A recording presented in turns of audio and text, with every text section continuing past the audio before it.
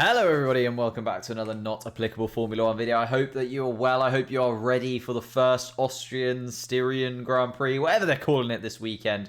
I am absolutely buzzing for it. Of course, I will be live for qualifying and for the race tomorrow and Sunday. I hope to see you there. But first of all, I'd like to talk about the curious case of Yuki Tsunoda. So I've been discussing this with quite a few people in the community recently. What do they think of Yuki Tsunoda's season so far? How do they think it's going for him? And whether Yuki Tsunoda is going to be another one of those Red Bull drivers that just ends up not quite making it. We've seen quite a lot of Red Bull drivers, mainly in the sort of second seat of the main team, get cast aside very, very quickly recently. Obviously, we're talking about the likes of Gasly, the likes of Alex Albon. The fact that they just weren't given that real opportunity, they fell into that curse of that second seat. Is that starting to seep into the Alphatauri team with Yuki Tsunoda? I figured we'd start off by just looking at his results so far this season. And I think everybody was on the Yuki Tsunoda hype after Bahrain. He qualified 13th. He apologized for a mistake in his first lap in Formula 1. He was so humble. He was so incredibly good in that race. And he managed to finish in the point with a 9th place finish. 2 points on the board after dropping back to 17th. It was an amazing debut drive, and everybody was like, ooh, this Yuki Tsunoda looks like he could be a tasty little driver. He was pulling out moves on Alonso, he was pulling out moves on veterans of the field, Raikkonen, and just absolutely looking like he was going to take everybody on this season and jump forward into this AlphaTauri and start destroying the drivers in front of him. But after Bahrain, we obviously had a little bit of a break. We came to Imola, and it just started to maybe creep in that Yuki Tsunoda wasn't going to have this incredible debut season that people were expecting from him.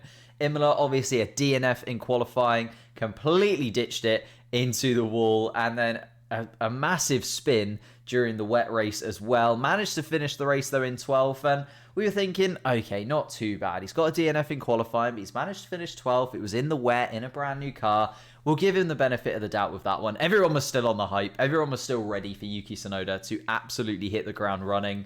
Portugal had no pace. He was talking about in the press conference afterwards the fact that he couldn't find pace. There was inconsistent balance in the car.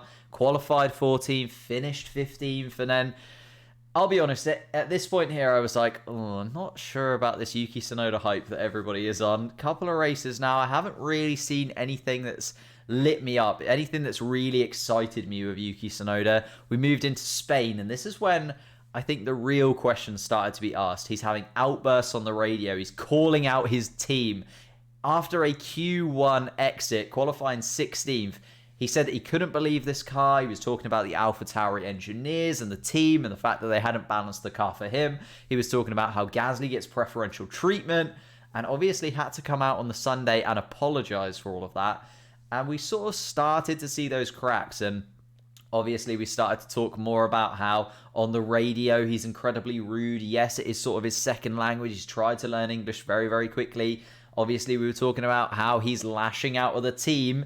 And people started to sort of hang this cloud over Yuki Tsunoda. They were looking for a bounce back from Spain, qualified 16th, and then DNF'd, having to apologise to all of the team, apologise to the engineers. And then in Monaco, qualified 16th, ended up 16th. In Azerbaijan, qualified 8th and finished 7th. But again, a crash in qualifying. So didn't really show whether or not he was there or thereabouts. Yes, he had the pace in qualifying, got himself into Q3 for the first time, but just didn't quite have that advantage, didn't quite have that pace in the race. Ended up 7th, but obviously there were quite a few cars in front of him that didn't finish up the race, and he was maybe a little bit lucky to finish 7th in my opinion. And then France, of course, the most recent race, hits the wall in qualifying after one corner. And then it's a very safe race, I would say, from Yuki Tsunoda. We didn't see anything crazy. We didn't see anything ridiculous from him. But at the same time, we also didn't see that much pace. We didn't see anything to really excite us in terms of Yuki Tsunoda. A very safe drive to finishing in 13th place. And I thought it was quite interesting that he finished behind Russell, especially when, you know, we're looking at Gasly and comparing him to Yuki Tsunoda.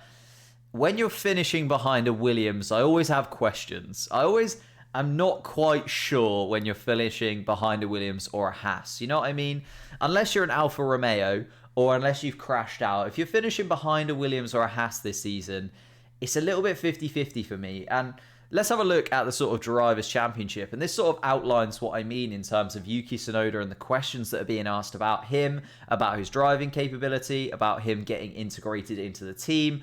And obviously those higher ups starting to talk about him more and more. I think just yesterday, some of the higher ups at Red Bull were talking about how he's stubborn, how he's had to completely change his lifestyle recently. They've moved him out to Italy. They've completely changed his diet, completely changed his regime, completely changed the way that he lives to try and get the best out of him because it's just not happening for him this season. And I think this Drivers' Championship completely outlines it for me. Gasly, 37 points. That is insane. Or is it? See what I mean? Like, is the Alphatauri actually as quick as the Ferraris or the McLarens? Possibly. Like, Gasly is getting the absolute most out of this car, but he's also finishing in the points very, very consistently. Obviously got that podium to his name in Azerbaijan, continually finishing in the points, continually getting into Q3 and qualifying in the top 6 to 8. And in fact, in the first couple of races, he was continually qualifying 5th. And it was crazy to see how quick Gasly is. But is that actually the pace of the car? If Gasly and Tsunoda had similar sorts of points, let's say Gasly had 37 and Tsunoda had around 34. Let's say Tsunoda had a comparable season to Ricciardo at this point. We're actually looking at AlphaTauri being very, very close to that Ferrari in the Constructors' Championship. And we're looking at those sort of AlphaTauri team, rather than battling it out with the Aston Martins and the Alpines, we're now looking at AlphaTauri battling it out for third place with the McLarens, with the Ferraris. So I think it's a little bit of a tricky situation for Yuki Tsunoda to be in because he's being compared to Gasly. And AlphaTauri have such massive, massive expectation on him. Just a few things that are going in his direction. I think there's pros and cons to Yuki Tsunoda, and that's basically where I'm going to end this video. I've made a quick list of a few pros and a few cons. I think the pros for Yuki Tsunoda at the moment are his massive rapid rise. He was at F4 in 2017 and he got absolutely launched through to F1 in 2021, mainly because last year he finished third in F2. And actually, if the points were just on feature races, he would have won the championship. He would have become the F2 champion that season, with obviously Daruvala and Vips finishing 12th and 16th respectively. He was head and shoulders above the other Red Bull drivers in F2. He was the top rookie in F2 last year, and he got that accolade because he lacked errors. He was so incredibly consistent. And I think that's maybe something that's just dropped out of his game recently. He just doesn't look consistent in this AlphaTauri, and it's a bit of a shock to me. I thought he was going to come in and be really, really consistent, consistently finishing races, getting towards that 10th, 9th, 8th place, picking up points continually. And that's what he was doing last year in F2. He was just continually finishing in the points, continually being consistent and driving exceptionally, exceptionally well. But this year it just hasn't really come to fruition.